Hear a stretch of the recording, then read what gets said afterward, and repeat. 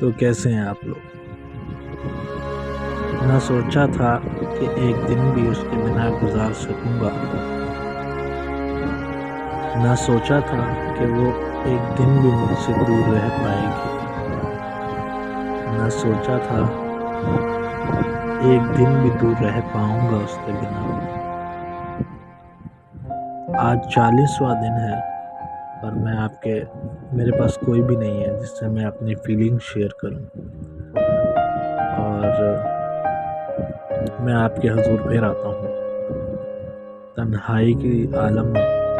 तो थोड़ी सी खुशी दिन में मुझे मिलती है, वो ये वक्त है अपने दिल को हल्का करने का।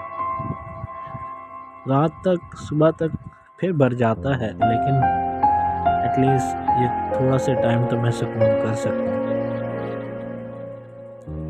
लास्ट टाइम मैंने आपको बताया था कि उसने मुझसे बोला कि मैं रिप्लाई नहीं करूँगा। बहरहाल चलता रहा सिलसिला। अपने एक फीमेल दोस्त थी, मैंने उससे शेयर किया तो उसने मुझे ये बोला कि सुहेल टाइम दो उसे, वो खुद तुम्हें बताएगी। एक हफ्ता गुजर जाता है, मुझसे नहीं बर्दाश्त हुआ, क्योंकि उसने मुझे ना कोई जवाब दिया ना कुछ, ज़िंदगी में बीच में लटका दी। अब मेरे दिमाग में 100 चीज़ें चल रही। मैंने कोई गलत बात बोली, मेरी कोई बात बुरी लग गई, मैं ज़्यादा लिमिट क्रॉस कर रहा था, क्योंकि वो she was a married women. उसके हस्बैंड ने फ़ोन देख लिया, किसी ने कुछ उसको मेरे बारे में बोला कि आप खिलाफ बातें यहाँ कर रहे हैं, क्या बात है। मैंने उससे पूछा, मैं नहीं मैसेज करूँगा, मुझे बस वजह बता दे। बस वो बताने को तैयार नहीं, ना मैसेज सीन ना रिप्लाई। व्हाट्सएप पे वो अगर स्टेटस लगाती है और फेसबुक पे तो रिप्लाई करता हूँ, तो उस पर भी कोई सीन नहीं, कोई रिप्लाई नहीं। फिर एक दिन मैंने जब तंग हार के उससे पूछ ही लिया दोबारा से, तो उसने मुझे व्हाट्सएप से कर दिया ब्लॉक। उस दिन मेरी ज़िंदगी का सबसे बुरे दिन की शुरुआत हो ही गई थी, लेकिन उस दिन तो ऐसा था कि बस मेरे हार्ट बीट स्किप हो गई हैं। कभी सोचा ना था कि इतना उस मामला ख़राब हो जाएगा कि मुझे ब्लॉक कर देगी। बहरहाल 2 से 3 दिन गुजर गए। जिस दिन की सालगिरह थी 10 जैन को जब गुजरी, मैंने उसको मैसेज किया कि हैप्पी, अब तो मैं कुछ भी बोल सकता हूँ, हैप्पी बर्थडे। जैसे रिप्लाई के डबल टिक हो गए, मतलब उसने मुझे अनब्लॉक कर दिया था, लेकिन उसकी डीपी नहीं शो हो रही थी मुझे, डिस्प्ले पिक्चर। इसका मतलब ये है कि उसने मेरे कांटेक्ट डिलीट कर दिया। ये दिन भी देखना था।